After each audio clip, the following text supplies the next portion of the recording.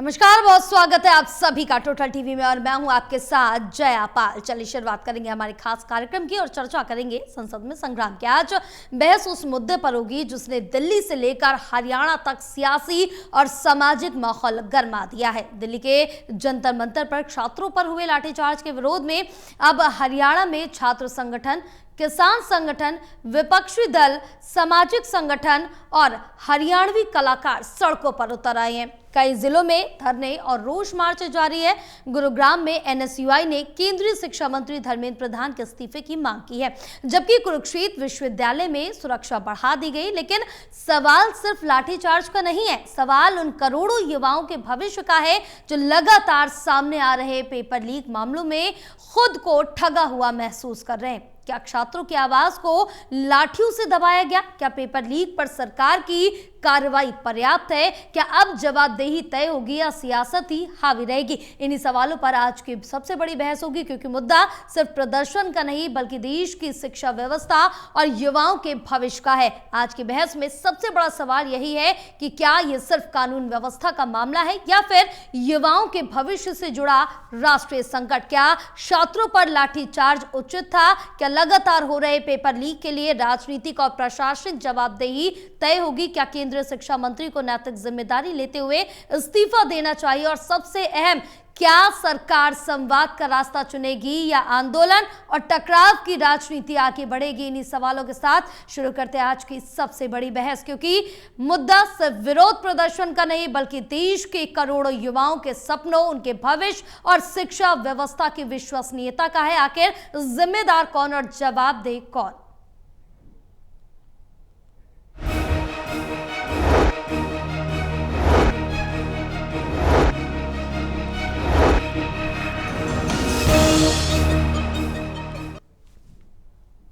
चलिए चर्चा की शुरुआत करेंगे। हमारे साथ खास मेहमान भी जुड़ चुके हैं, तारुफ करा देते हैं। सबसे पहले associate editor doctor Mahesh Kumar हमारे साथ जुड़े हैं। एसोसिएट एडिटर देवेंद्र कथुरिया हमारे साथ जुड़े हुए हैं। वरिष्ठ पत्रकार वीरेंद्र सोनी जी हमारे साथ जुड़े। आप सभी का बहुत स्वागत है हमारे खास कार्यक्रम में। चर्चा करेंगे लेकिन उससे पहले दिखाएंगे एक रिपोर्ट। देश की राजधानी दिल्ली के जंतर मंतर पर चल रहे छात्रों के आंदोलन और उन पर पुलिस लाठीचार्ज के विरोध में पड़ोसी राज्य हरियाणा में तीखी प्रतिक्रिया देखने को मिल रही है। प्रदेश के अलग अलग शहरों में बृहस्पतिवार को विपक्ष, युवा, किसान संगठन, सामाजिक संगठन और अब तो खाप पंचायतें भी आंदोलन के पक्ष में खुलकर सामने आ गई हैं। प्रदेश में बड़े पैमाने पर हो रहे प्रदर्शनों के बाद देश के शिक्षा मंत्री धर्मेंद्र प्रधान का इस्तीफा और लाठीचार्ज करने वाले पुलिस कर्मियों पर एफआईआर की मांग जोर पकड़ रही है। गुरुग्राम में एनएसयूआई ने प्रदर्शन किया तो कुरुक्षेत्र यूनिवर्सिटी में सुरक्षा बढ़ा दी गई है। जो क्रूरता उन लोगों के साथ दिखाई गई है, युवाओं को लाठियों से पीटा गया है और मैं खुद वहां पर था। लाठियां हमें मारी गई, आंसू गैस के गोले हम पर छोड़े गए और यहाँ तक कि महिलाओं को भी इतनी क्रूरता के साथ मारा गया है। सरकार वैसे तो एक स्लोगन देती है बेटी पढ़ाओ बेटी बचाओ, लेकिन आज समझ में आ रहा है कि बेटियों को किन से बचाना है। बेटियों को बचाना हाथ गूंगी बहरी सरकार से, निकम्मे लोगों से। मैं तो चाहूंगी कि पहले तो धर्मेंद्र प्रधान का इस्तीफा हो और मोदी जैसा प्रधानमंत्री ही नहीं होना चाहिए देश में, क्योंकि वो अंगूठा छाप है। वो नहीं चाहता कि बच्चे पढ़े लिखे और आगे बढ़े। वो अपना जैसा रखना चाहता है, मोदी जैसा खुद है ना अनपढ़ चाय वाला, ऐसा ही बच्चों को रखना चाहता है। सबसे पहले तो मैं आपको बता दूं कि ये सर्व समाज का प्रदर्शन था। ये किसी पार्टी का प्रदर्शन नहीं था, ना किसी यूनियन का प्रदर्शन था। आज सर्व समाज का बच्चों की लड़ाई जो लड़ी जा रही है उसके हक में ये प्रदर्शन था और ये प्रदर्शन तब तक जारी रहेगा जब तक शिक्षा मंत्री धर्मेंद्र प्रधान जो देश के हैं वो इस्तीफा ना दे दे। गौरतलब है कि यमुनानगर, करनाल, पंचकुला के बाद रेवाड़ी और पानीपत में भी कांग्रेस ने मार्च निकाला। चरखी दादरी में तो धरने पर बैठे अधिवक्ताओं के धरने को खाप पंचायतें समर्थन देने पहुंच गई। यानी दिल्ली जैसा प्रदर्शन हरियाणा के शहरों में जगह जगह नजर आ रहा है। इस देश के अंदर कानून की, संविधान की कैसे तरजीह उठाई जा रही है। इस देश के अंदर राइट टू स्पीक का जो एक फंडामेंटल राइट है उसका गहन किया जा रहा है। इस देश के अंदर मोदी जी ने कहा था बेटी पढ़ाओ बेटी बचाओ, उसी के तहत मैं आपको कहना चाहूँ, हमने बेटी तो पढ़ा ली और बेटी बचा ली, पर इस सरकार ने जब पढ़ लिखी, कल आपने देखा कैसे उनके कपड़े पाड़े। देखिए, पूर्णतः प्रधानमंत्री का जो बयान है वो निराशाजनक है। प्रधानमंत्री जी ने तो संज्ञान ही नहीं लिया देश के युवाओं और छात्रों की मूल मांग का। जिसके लिए संघर्ष हो रहा है। और मूल मांग क्या है? धर्मेंद्र प्रधान का इस्तीफा। मूल मांग क्या है? जिन्होंने पुलिस बर्बरता करी उन पर कार्रवाई और देश के युवाओं छात्रों से माफ़ी। प्रधानमंत्री ने संज्ञान ही नहीं लिया। अब फास्ट ट्रैक की कह रहे हैं, कौन सा फास्ट ट्रैक? या वही उसी स्पीड से फास्ट ट्रैक 12 साल में।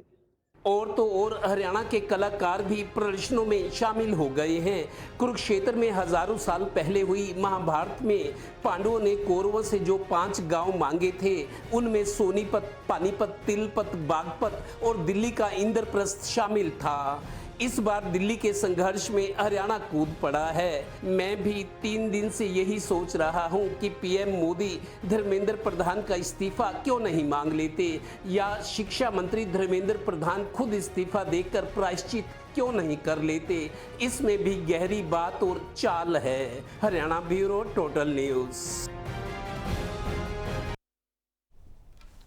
चलिए चर्चा की शुरुआत करेंगे। देवेंद्र, आपके पास आएंगे, जहां दिल्ली में लाठीचार्ज देखने को मिला, हरियाणा में प्रदर्शन हो रहा है, लेकिन इस बीच सबसे बड़ा सवाल यही खड़ा हो रहा है कि दिल्ली की जंतर मंतर पर पेपर लीक के खिलाफ प्रदर्शन जो छात्र कर रहे हैं, पुलिस ने बल प्रयोग किया। सवाल यही है कि क्या लोकतंत्र में अपनी बात कह रहे छात्रों से संवाद की जगह लाठीचार्ज ही पहला विकल्प होना चाहिए था? ये देखिए, आज आंदोलन का 32वां दिन है और सोनम वांगचुक का अनशन का 26वां दिन है। उन्होंने 5-6 दिन पहले शुरू किया था जी। आंदोलन पहले शुरू हुआ, बाद में अनशन पर गए थे सोनम। तो 26वां दिन सोनम वांगचुक के अनशन का है और 32वां दिन आज आंदोलन का है।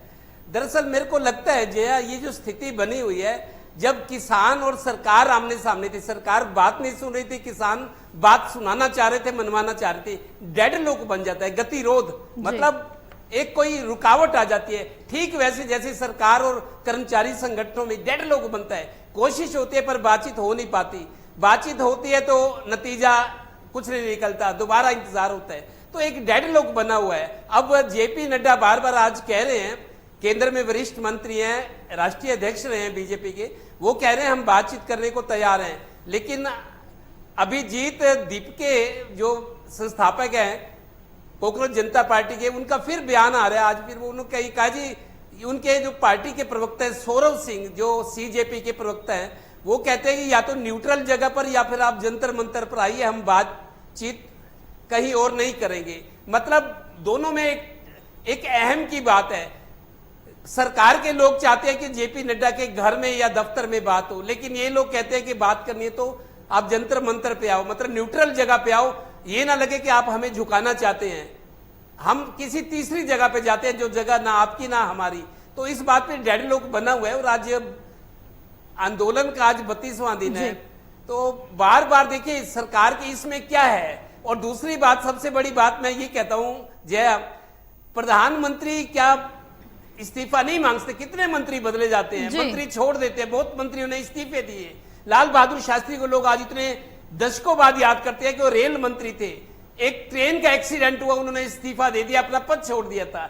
ये रिकॉर्ड में चीजें दर्ज है। और भी कई मंत्री हैं जिन्होंने इस्तीफे दिए, लेकिन प्रधानमंत्री बहुत मजबूत प्रधानमंत्री हैं, उनका एक रुतबा है, बहुत सारी चीजें उनके साथ जुड़ी हुई है कि बहुत मजबूत प्रधानमंत्री है। भाई आप अपने मंत्री से इस्तीफा ले लो। आप इतने, पूरा देश खड़ा है एक चीज को, भले ही उनकी बात इतनी सच्ची नहीं है, पर आप देश के प्रधानमंत्री हैं, सरकार के मुखिया हैं, लोगों ने बड़े चाव से आपको 2014 में बनाया, 19 में बनाया, 24 में भी जैसे कैसे आपके साथ खड़े रहे।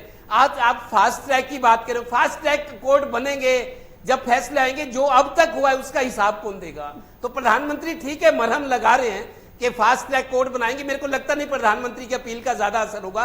लोग फौरी रिजल्ट चाहते हैं। और सबसे बड़ी जो अड़चन मेरे को है, सबसे बड़ा जो डेडलॉक है, सबसे बड़ी जो डिमांड है वो कि धर्मेंद्र प्रधान का इस्तीफा माना जा रहा है, जो शिक्षा मंत्री हैं। अगर वो अपने काम को सही तरीके से अंजाम नहीं, आप देखिए प्राइवेट सेक्टर में क्या होता है, कोई सीईओ रिजल्ट नहीं दे पाता, टारगेटेड एक्शंस होते हैं वहां पर। अगर कोई प्राइवेट कंपनी में कोई बड़ा अधिकारी रिजल्ट्स नहीं अचीव कर पाता, रिजल्ट नहीं दे पाता, उसको बदल देते हैं। सरकार में भी इस तरह की चीजें होनी चाहिए ना। भाई आपको 5 साल के लिए बना दिया, लेकिन आप ये नहीं उसको ना आप मनमानी करेंगे। जनता जो जाती है जन भावनाओं से खेलना नहीं चाहिए। तो प्रधानमंत्री अच्छी बात है वो फास्ट ट्रैक की बात करें, लेकिन फास्ट ट्रैक पे मेरे को लगता नहीं कि कोई बात बनने वाली है। उनकी जो फौरी मांगे हैं उस पर उसको कंसिडरेशन में लेकर उस पर अमल करना चाहिए। कम से कम इतना कुछ इनको, अब 32 दिन से आंदोलन है, लोग घर छोड़ के आए हैं, बहुत सारे बच्चों की मौत हुई है, अगर जहां गलतियां हुई हैं, जिनकी इन्वॉल्वमेंट है, जिनकी लापरवाही है, उनको आप कैसे बख्श देंगे? ये लोगों की पीड़ा है। अब बिल्कुल पीड़ा साफ नजर आ रही है जो जंतर मंतर पर देखने को मिल रही है। महेश आपके पास आऊंगी। और हरियाणा में छात्र संगठनों के साथ किसान संगठन, सामाजिक संगठन और कलाकार भी सड़कों पर उतर रहे हैं। क्या ये सिर्फ छात्रों का आंदोलन है या अब ये युवाओं के भविष्य से जुड़ा बड़ा जन आंदोलन बन चुका है?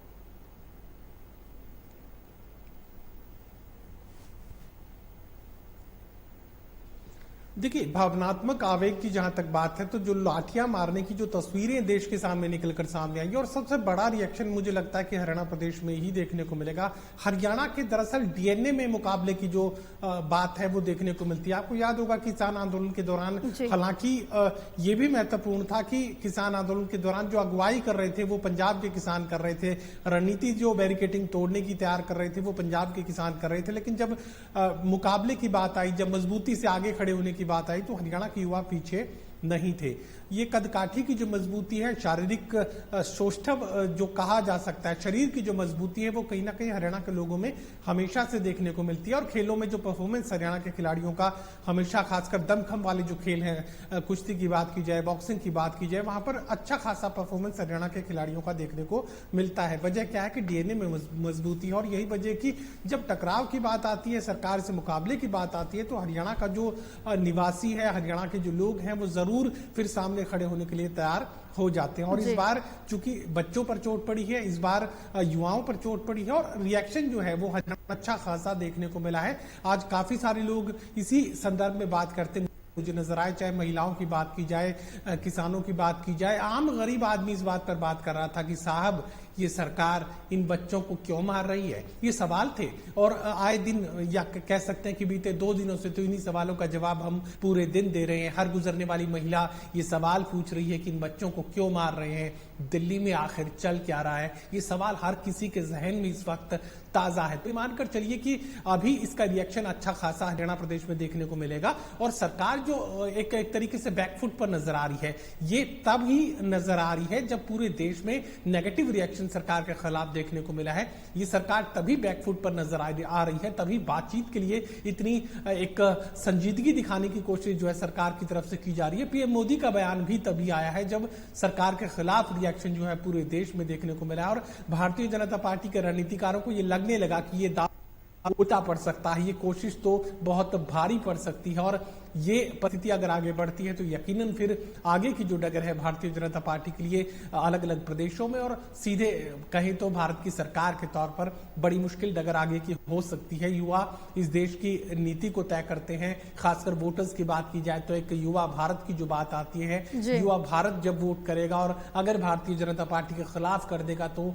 जनादेश जो है उस तरफ झुकता नजर आएगा। क्योंकि युवाओं की बात फिर परिवार के लोग भी मानेंगे, बुजुर्ग भी मानेंगे, महिलाएं भी मानेंगी, युवा भी मानेगी। और महिलाओं की जो कनेक्टिविटी है तो वैसे ही काफी ज्यादा होगी। महिलाओं में बेटियां भी वहां दिल्ली की जो लुटियन जोन है या संसद के इर्द गिर्द है वहां बैठी नजर आ रही हैं। ऐसे में बेटियों पर अगर लाठी पड़ेगी तो फिर यकीनन उसका सीधा रिएक्शन महिलाओं में मां के तौर पर, बहन के तौर पर, भाई के तौर पर हर जगह देखने को मिलेगा। बच्चों को आप परिवार से अलग नहीं कर सकते हैं। तो ऐसे में जब भारतीय जनता पार्टी के रणनीतिकारों को यह समझ में आया कि ये दाव बिल्कुल उल्टा पड़ चुका है, उसी के बाद मोदी का रिएक्शन देखने को मिला है। धर्मेंद्र प्रधान के इस्तीफे में आखिर ऐसी क्या बड़ी अड़चन मोदी को नजर आ रही है। देखिए, राष्ट्र सेवा की बात करते हैं, राष्ट्र प्रथम की बात करते हैं, राष्ट्र सेवा किनकी करनी थी? नहीं, युवाओं की करनी थी। ये युवा आज जब धर्मेंद्र प्रधान की सेवा नहीं चाहते तो क्यों धक्के से सेवा जो है धर्मेंद्र प्रधान करना चाहते हैं? क्यों प्रधानमंत्री नरेंद्र मोदी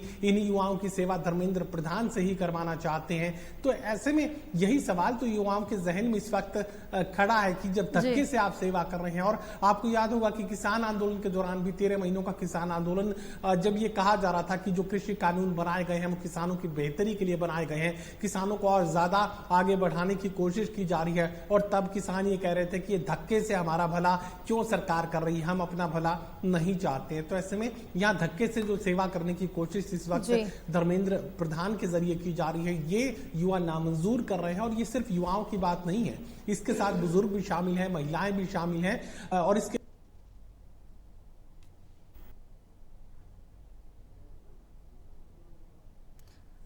बिल्कुल महेश, आपकी आवाज हम तक नहीं पहुंचे, एक बार फिर से संपर्क करेंगे। वीरेंद्र जी, एक के बाद एक कई भर्ती और प्रतियोगी परीक्षाओं में पेपर लीक के आरोप सामने आए, क्या ये सिर्फ प्रशासनिक लापरवाही है या फिर परीक्षा माफिया के खिलाफ कार्रवाई में सरकार नाकाम रही है? देखिए, स्पष्ट सी बात है कि जो परीक्षा माफिया है वो बड़ा प्रभावी और हावी है, उसे राजनीतिक संरक्षण प्राप्त है। और ये जो परीक्षा में पेपर लीक हुए हैं, कोई पहली बार आंदोलन नहीं हुए, पहले भी आंदोलन होते रहे। और ये मजेदार बात ये है कि धर्मेंद्र प्रधान जब 1997 में उड़ीसा में अखिल भारतीय विद्यार्थी परिषद के राष्ट्रीय सचिव थे, तो तब वहां भी पेपर लीक हुआ था और इन्होंने आंदोलन किया था। तब वहां उड़ीसा में जेबी पटनायक की सरकार थी। पटनायक सरकार के खिलाफ धर्मेंद्र प्रधान ने छात्र नेता के रूप में आंदोलन किया था और पुलिस ने लाठीचार्ज किया था। तब इनको फ्रैक्चर हुआ था, तब उसके बाद ये प्रकाश में आए थे, तब इनकी लोकप्रियता बढ़ी थी। तो मतलब आंदोलन तो तब भी हुआ था, धर्मेंद्र प्रधान ने भी आंदोलन किया था। तो अब जो देखिए आंदोलन को ये कहना कि इसमें आम आदमी पार्टी के कार्यकर्ता हैं या इसमें भारतीय जनता पार्टी की सरकार को अस्थिर करने का प्रयास हो रहा है, ये सब बातें तो बेतुकी हैं। देखिए आंदोलन तब भी होते थे, अब भी हो रहे हैं और आगे भी होते रहेंगे, लेकिन मूल मुद्दा ये है क्या धर्मेंद्र प्रधान का इस्तीफा होगा या नहीं। देखिए सरकार का अपना तर्क है, सरकार का तर्क है कि अगर उनका इस्तीफा हो जाता है तो ये एक माना जाएगा कि सरकार उनके दबाव के आगे झुक गई है, सरकार ये प्रभाव देना नहीं चाहती। आज धर्मेंद्र प्रधान के इस्तीफे की बात है, कल दूसरे मंत्री के इस्तीफे की बात आएगी, कल और दूसरे तत्व भी सक्रिय हो जाएंगे, किसान संगठन भी सक्रिय हो जाएंगे। तो अपनी मांगे मनवाने के लिए सरकार अपना ठोस आधार देना चाहती है। वो ये बात ठीक है कि भारतीय जनता पार्टी हाईकमान इस आंदोलन की गंभीरता को नहीं समझ पाया। इतने दिन के बाद प्रधानमंत्री का स्पेशल टास्क जो ट्रैक रोड बनाने का मामला आया सामने आया, उनकी घोषणा आई है, तो लेकिन अगर इस मामले की गंभीरता को पहले से समझा जाता तो ये स्थिति उत्पन्न नहीं होती। तो अब वर्तमान तो राजनीतिक लड़ाई बन गया, प्रतिष्ठा का प्रश्न बन गया है। देखिए सरकार बार बार संकेत दे रही है कि वो बातचीत को तैयार है, लेकिन बातचीत का आधार क्या, निष्कर्ष क्या निकलेगा? बातचीत का निष्कर्ष तो सरकार अपने स्टैंड पर कायम है और आंदोलनकारी अपने स्टैंड पर कायम है। तो अड़ियल रवैया रहने से इसका कोई समाधान तो निकलेगा नहीं। और जो जहां तक विपक्ष का काम है, विपक्ष का काम जो है छात्रों को जो आंदोलन कर रहे हैं उनको समर्थन देना। अगर भारतीय जनता पार्टी विपक्ष में होती तो भारतीय जनता पार्टी भी यही करती। लेकिन ये आंदोलन अहिंसक जो ही रहना चाहिए। अगर ये आंदोलन हिंसक हो गया और अपनी दिशा से भटक गया तो इस आंदोलन की विश्वसनीयता पर भी, साख पर भी प्रश्न चिन्ह लगेगा। लेकिन जिस तरह का लाठीचार्ज हुआ, वो अमानवीय व्यवहार हुआ, उससे दिल्ली पुलिस की छवि भी कलंकित हुई है। तो कुल मिलाकर देखा जाए आंदोलन पहले भी होते रहे और आगे भी होते रहेंगे, लेकिन ठोस निष्कर्ष पर तभी होगा जब बैठकर आमने सामने बातचीत, सार्थक बातचीत की जाए। बिल्कुल बिल्कुल, आप सभी का बहुत शुक्रिया पूरी चर्चा के लिए। तो लाठीचार्ज, पेपर लीक और विरोध प्रदर्शन के बीच सबसे बड़ा सवाल देश के करोड़ों युवाओं के भविष्य का है। लोकतंत्र में विरोध का अधिकार भी महत्वपूर्ण है और कानून व्यवस्था बनाए रखना भी, लेकिन जब छात्र सड़कों पर हो, किसान उनके समर्थन में उतर आए और राजनीतिक दल आमने सामने खड़े हो, तब समाधान सिर्फ टकराव से नहीं बल्कि जवाबदेही और संवाद से निकलता है। आखिर युवाओं का भरोसा कैसे लौटेगा, दोषियों पर कब कार्रवाई होगी और क्या ऐसी घटनाओं की पुनरावृत्ति रुकेगी, इसी सवाल का जवाब देश जानना चाहता है। बहरहाल रुकेंगे एक छोटे से ब्रेक के लिए, ब्रेक के बाद जल्द हाजिर होंगे।